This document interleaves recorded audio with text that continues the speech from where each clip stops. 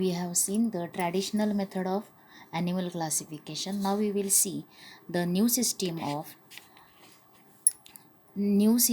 of classification of animals. New system of classification of animals is based on the criterias like body organization, body symmetry, body cavity, germinal layers, and segmentation. The criteria used for classification in new system of classification of animals are body organization, body symmetry, body cavity, germinal layers, and segmentation. Now, see here the criterias for new system of classification, and the first is grade of grades of organization. In this grades of organization, body of animal is made up of, first we will see grades of organization. In this we will see the body of animals made up of cells. आता ह्याच्यामध्ये cells, त्याच्यानंतर unicellular, multicellular cells हे असणार आहेत. In case of multicellular animals, many cells are performing different functions in their body, while in unicellular animals, as their body is made up of single cell, all functions are performed by same cell only. आता याच्यामध्ये sale पहिला organisation, आता grades of organisation. ॲनिमलची body सेल्सनं बनलेली असते. Unicellular organism जो आहे त्याचा single cell performs all the body functions, and in multicellular animals many cells are present, therefore different functions in their body are performed by many cells. By the same body organization of unicellular animals is referred as protoplasmic grade organization. आता जे organisms unicellular आहेत, unicellular animals, आणि त्यांची body organisation is referred as protoplasmic grade organisation. This is the first body organisation in animals organisms. पहिलं कोणती आहे? Protoplasmic grade organisation. आणि ह्याच्यामध्ये कोणते ॲनिमल्स इन्क्लूड होणार आहेत? The animals which are unicellular, which are made from single cell, means their body organization is called as protoplasmic grade organization. See here example of amoeba, paramecium. These two comes under protoplasmic grade organization. Protoplasmic grade organisation. आणि example कोणतं आहे? Unicellular ऑर्गॅनिझम्समधलं amoeba, paramecium. आता त्याच्यानंतर त्याच्या पुढचे characters. आता unicellular झाल्यानंतर मल्टीसेल्युलर ॲनिमल्स. आता मल्टीसेल्युलर ॲनिमल्स याच्यामध्ये if tissues are not formed, their body organisation is called as cellular grade organisation. आता मल्टीसेल्युलरमध्ये जर टिश्यूज नसतील तर you know that the smallest unit of living organism is a cell, आणि many cells comes together to form a tissue. मग जर tissue present नसतील त्या ऑर्गॅनिझममध्ये, मल्टीसेल्युलर ऑर्गॅनिझम ॲनिमलमध्ये, तर त्यांच्या बॉडी ऑर्गनायझेशनला काय म्हटलेलं आहे? Cellular grade organisation. It is called as cellular grade organisation. आणि एक्झाम्पल आहे फायलम पोरिफेरा. हा सायकॉन हे कशामध्ये येणार आहे? Sycon is the example of, किंवा Sycon comes in phylum Porifera. आणि त्याचं body organisation, it has body organisation of cellular grade organisation. Cellular grade organisation याच्यामध्ये सायकॉन, त्या सायकॉनचा हा जो काय बॉडी स्ट्रक्चर आहे ते इथे दाखवलेले आहे. स्पिक्युल्स प्रेझेंट आहेत. त्याच्यानंतर ॲमिबिओसाइट्स, ऑस्टियम, नॉन लिव्हिंग पार्ट त्याच्यामध्ये आहे थोडा, ते इथं तुम्हाला दाखवलं आहे. आणि कोरल सेल्स हे काय आहेत? त्याचे बॉडी ऑर्गनायझेशन. आणि these are the parts of Sycon. सायकॉनचा एक पार्ट इथं दाखवलेला आहे. हा वरचा आहे ओपनिंग आहे, त्याला म्हटलं आहे ऑस्क्युला. याच्यामधून वॉटर एंटर होणार आहे, आणि वॉटरमधले जे काही न्यूट्रिशन मटेरियल असेल त्याच्यावरती, वॉटरमध्ये प्रेझेंट असलेल्या याच्यावरती तो नरिश करणार आहे. त्याच्यामध्ये नरिशमेंट, वॉटरमध्ये असलेले जे काही ऑर्गॅनिझम्स असतील, मायक्रो ऑर्गॅनिझम्स, त्याच्यावरती तो त्याचं फूड असणार आहे, डिपेंडंट असणार आहे.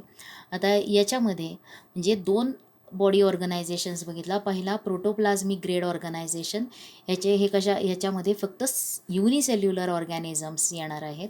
मल्टीसेल्युलर आहेत organisms but tissues are not formed. असे जे ॲनिमल्स आहेत दे कम्स अंडर किंवा their body organisation is cellular grade organisation. And example is Porifera फायलममधला कोणता आहे? सायकॉन.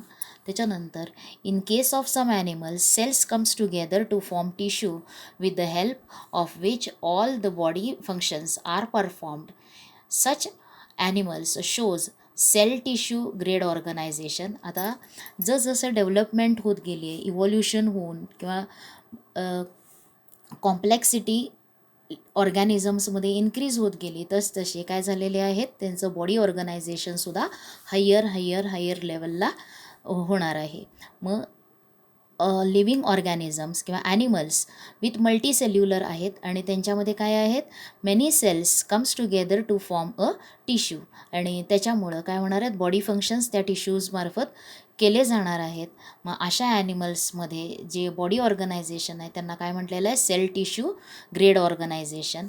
आणि एक्झाम्पल कोणतं आहे, ॲनिमल्स फ्रॉम फायलम नायडारिया हा जो क्लास आहे, फायलम आहे, त्याच्यामधले येणारे सगळे ॲनिमल्स हे कशामध्ये असणार आहेत, सेल टिश्यू ग्रेड ऑर्गनायझेशन याच्यामध्ये येणार आहेत. आणि इथं तुम्हाला एक एक्झाम्पल दाखवलेलं आहे, सेल टिश्यू ग्रेड ऑर्गॅनिझम याच्यामध्ये असलेला जेलीफिश हा कोणत्या क्लास फायलममध्ये आहे, तर नायडारिया या क्लास फायलममध्ये आहे.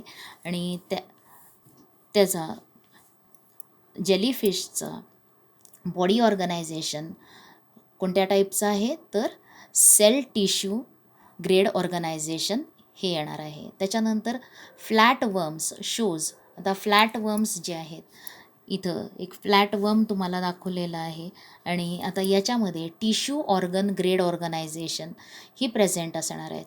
म्हणजेच many cells comes together to form a tissue, many tissues combine किंवा comes together to form an organ. आणि मग ही जी स्टेज आहे, टिश्यू ऑर्गन ग्रेड ऑर्गनायझेशन, हे कोणत्या ॲनिमल्समध्ये दिसून येतं, फ्लॅट वर्म्स जे आहेत. In this type of organisation tissues are organised to form some organs. टिश्यूजपासून ऑर्गन्स तयार होणार आहेत आणि however complete organ system are not formed. पण पूर्ण ऑर्गन सिस्टीम तयार झालेली नसते. आता ऑर्गन सिस्टीम्स काय आहेत ते सुद्धा तुम्ही अर्लियर स्टँडर्डमध्ये बघितलेलं आहे. मग त्याच्यामध्ये many organs comes together to perform a single function. एक फंक्शन, बॉडीली फंक्शन्स जे डिफरंट आहेत, रेस्पिरेशन आहे, डायजेशन आहे. मग हे फंक्शन्स करण्यासाठी डिफरंट ऑर्गन्स एकत्र येतात आणि त्याच्यामुळे एक ऑर्गन सिस्टीम तयार होते.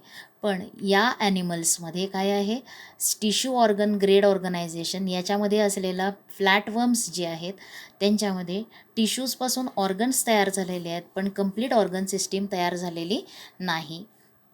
आणि त्याचं एक्झाम्पल कोणतं आहे, तर टिश्यू ऑर्गन ग्रेड ऑर्गनायझेशन आणि याच्यामध्ये येणार आहे प्लानारिया हा काय आहे, फ्लॅट वर्म. आणि त्याची बॉडी ऑर्गनायझेशन ही कोणत्या टाईपची असणार आहे, टिश्यू ऑर्गन ग्रेड ऑर्गनायझेशन याच्यामध्ये येणार आहे. आता याच्या पुढचा टाईप की काय काय तयार झालेलं आहे, पहिल्यांदा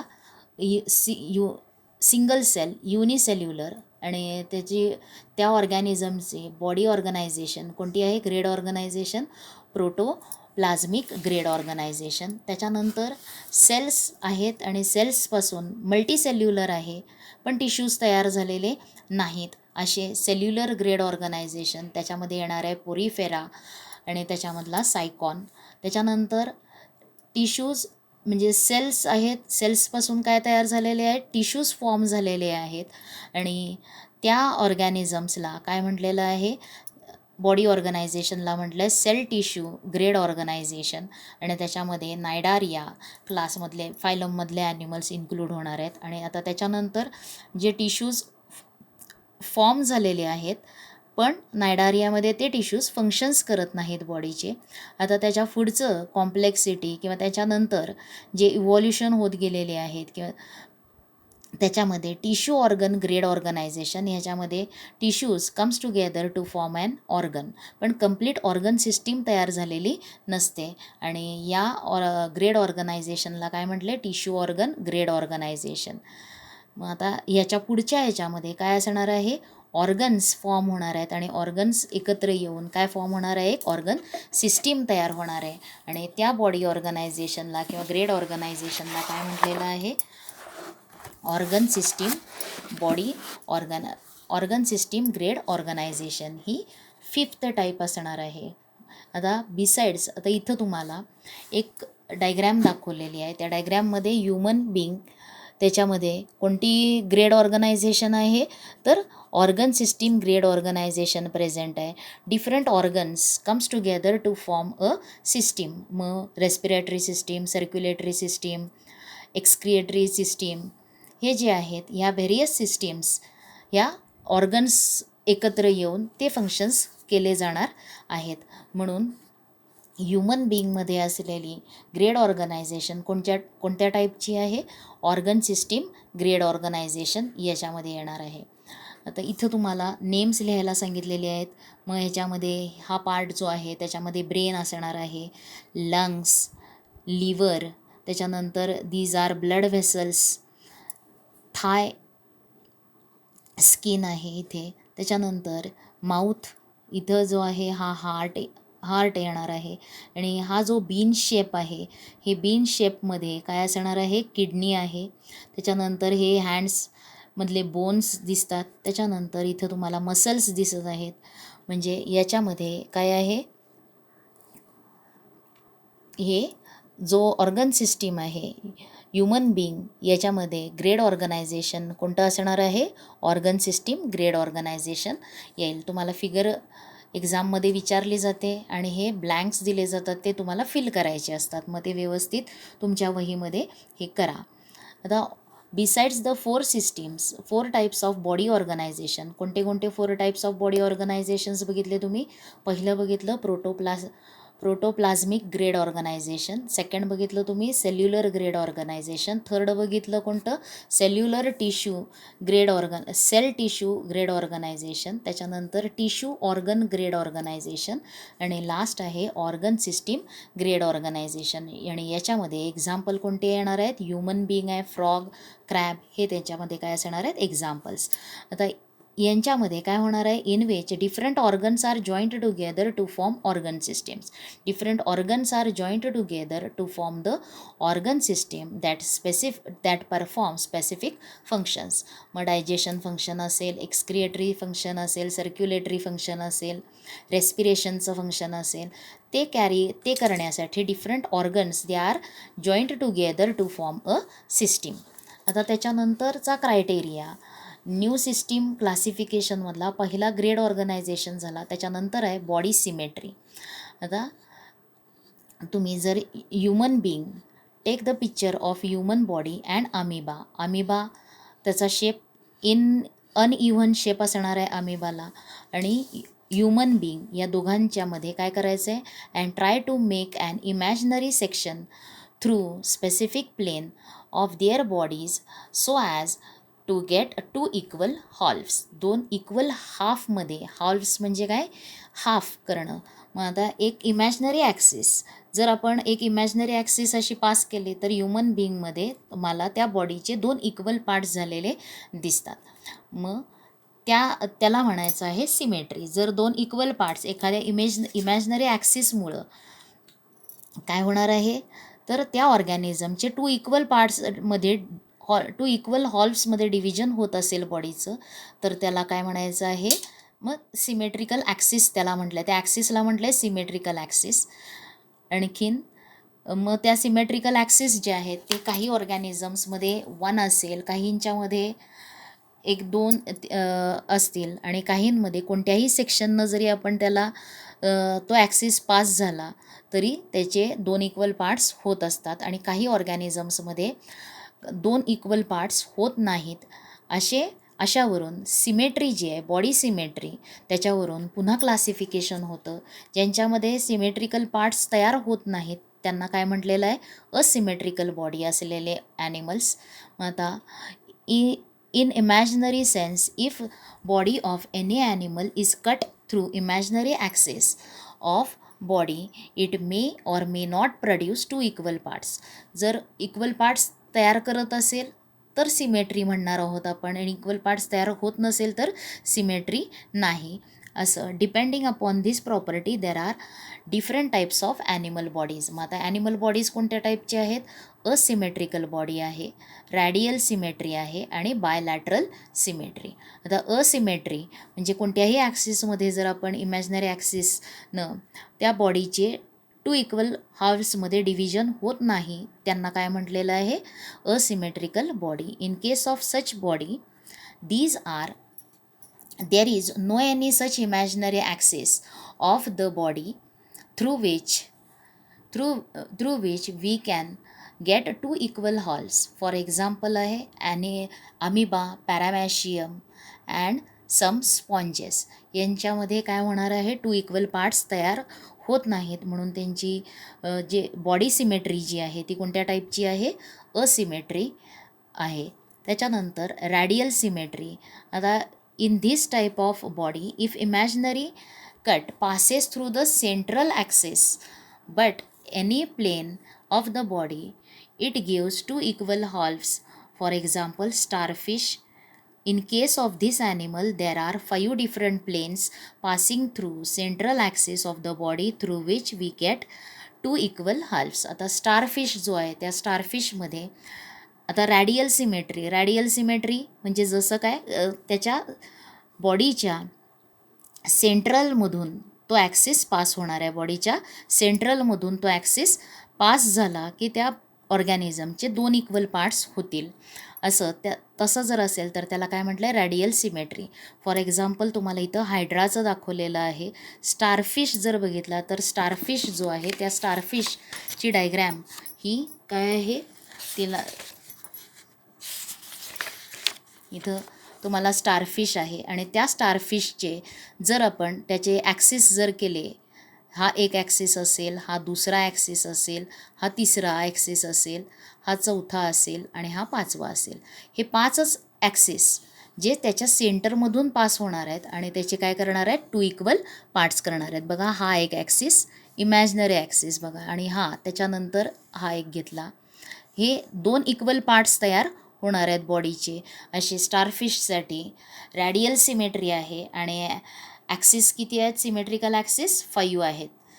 त्याच्यानंतर जर हायड्रा आपण बघितला तर हायड्रामध्ये तुम्ही कोणत्याही ॲक्सिसनं, हायड्रा इथं आहे, कोणत्याही ॲक्सिस कुठल्याही रेडियसमधून किंवा डायमीटरमधून त्याला त्या ॲक्सिसमधून सेंटरमधून जर त्याला कट केलं तर त्याचे काय होणार आहेत?